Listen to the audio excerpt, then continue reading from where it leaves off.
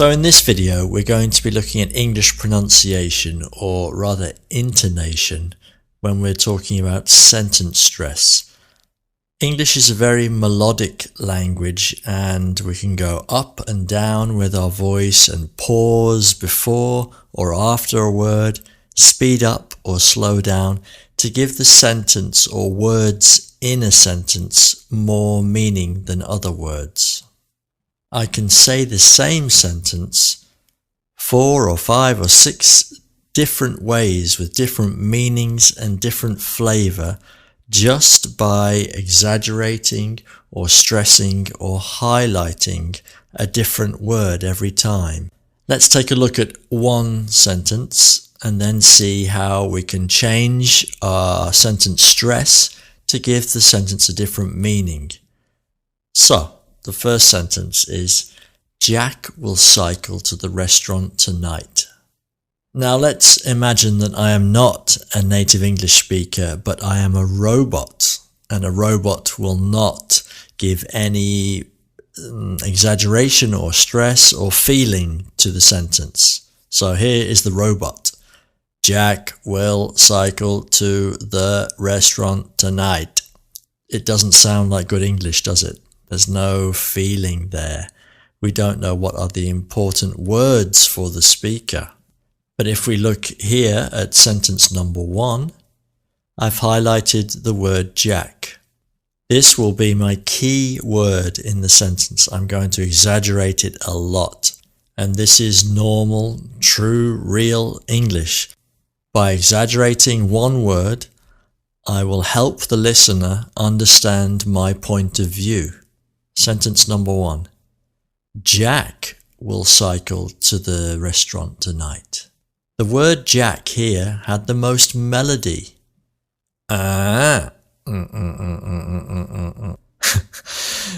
It sounds funny like that, but you can still hear where the stress is in the sentence. Jack will cycle to the restaurant tonight. This could mean Jack, not John or David. Jack will cycle to the restaurant tonight. You can hear that the word Jack has more melody, plus it also has a pause after the word, meaning, did you hear that important piece of information I just said?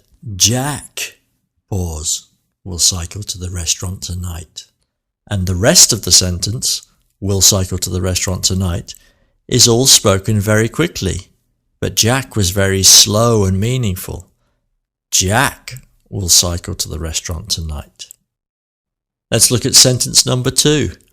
I have shifted or moved the emphasis onto will. Jack will cycle to the restaurant tonight. This is emphasizing it's definite. He will do it. Not he may or he might or possibly. It's definite. That's my key word. That's the meaning of the sentence. Jack will cycle to the restaurant tonight. Let's go back to sentence number 1. Jack will cycle to the restaurant tonight. Sentence 2. Jack will cycle to the restaurant tonight. It's clear the difference in the meaning, isn't it? Sentence number 3. Shift the emphasis to cycle. Not drive or walk, cycle. Jack will cycle to the restaurant tonight. It's clear where the emphasis of this sentence lies. Sentence number 4, I've shifted the emphasis onto the word to. This could mean not from or not back from the restaurant, but to. Sentence number 4, Jack will cycle to the restaurant tonight. Jack will cycle to the restaurant tonight, not back. It's absolutely obvious which word I am stressing in this sentence. Sentence number 5. Jack will cycle to the restaurant tonight. Not to the cinema, to the restaurant. There's a little bit of melody in the voice there, just enough for you to know that that's my key word.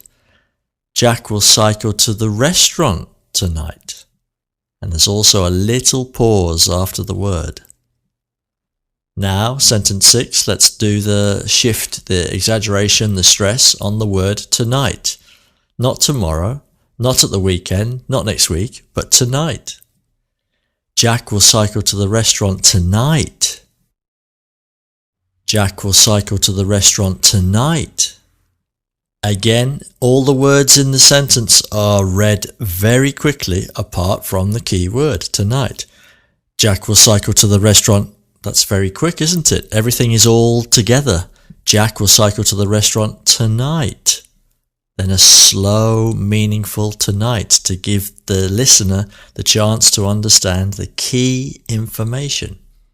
Now I'm going to choose one of these sentences without telling you the number, and you decide which one I've just read.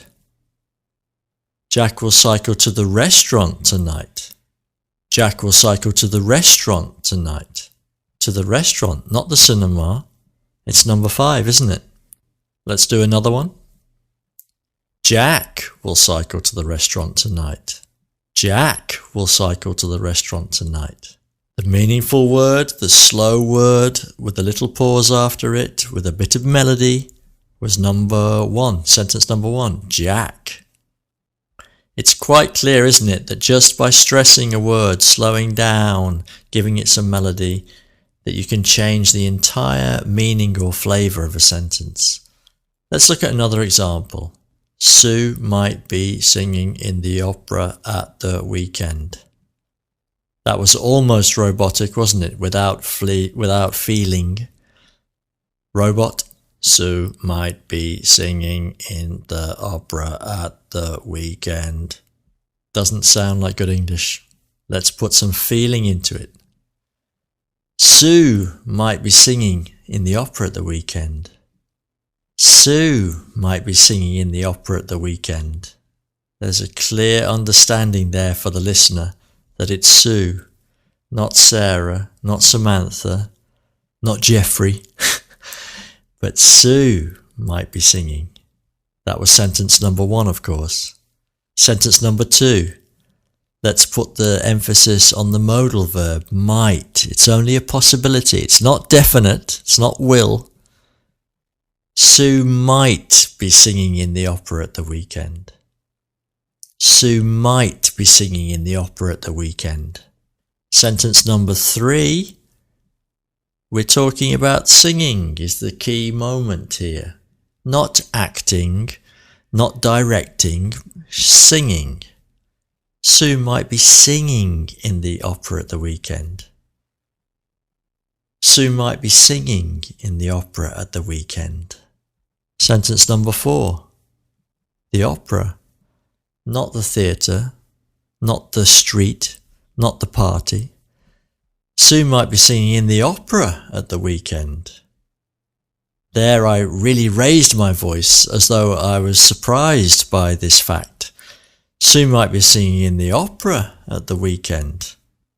That's kind of like, wow, isn't it fantastic for Sue?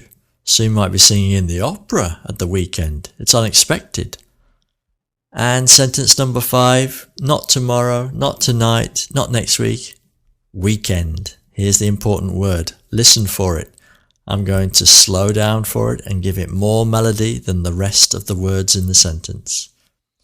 Sue might be singing in the opera at the weekend.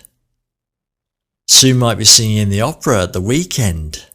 I think it's a good idea to pause the video, and after I've said the different sentences, 1, 2, 3, 4 or 5, for you to try and repeat and copy my voice pattern so that you can get this feeling of giving strength to an important word. And then try yourself. Try yourself to choose one particular sentence and see if it sounds different. For example, which sentence am I saying now? Sue might be singing in the opera at the weekend. Sue might be singing in the opera at the weekend. It's clear, it's sentence number 3, isn't it? Next one. Sue might be singing in the opera at the weekend. Sue might be singing in the opera at the weekend. Might was the slowest word there, wasn't it? It's clear for the listener to understand the important information. So, as I said, try to copy these sentences, stop the video and repeat after me. And with practice, you will improve your English pronunciation and the intonation and sentence stress. Come back again soon to St. George International's blog, www.stgeorges.co.uk/blog, and you can hear some more and see some more English pronunciation videos. Until the next time, see you later.